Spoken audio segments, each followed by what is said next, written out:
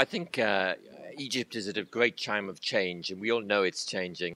But as Pablo Picasso said, times of change are the most exciting times. And it's when consumers start to rethink things, they reconsider which brands they love and which brands they hate, which technologies they'll kind of invest their money in, where they'll spend their money in the future in terms of is it on a car or is it on their home. And so, Egypt is that time when things are being shaken up.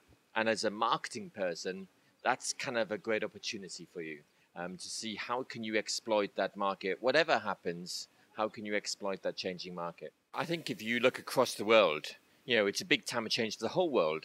And, from west to east, from big companies to small companies, from power of the business to the power to the customer, enabled by all these new technologies and the information and the collaboration which they bring, you see a big shift.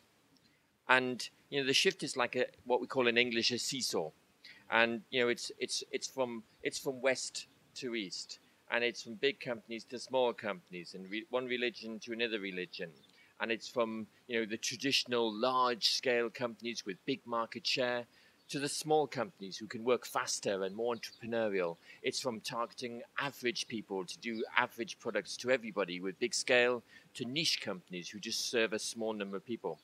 And what's really interesting is that the Middle East, across the whole of the Middle East, but in particular the largest market and the most exciting market, Egypt, is like a pivot point of that seesaw. As it goes from that way to that way, Egypt is at the middle. And therefore, Egypt can be incredibly influential. And the marketers and companies in Egypt, can be very influential both within their current markets with the people inside Egypt, but also in terms of looking at global opportunities too.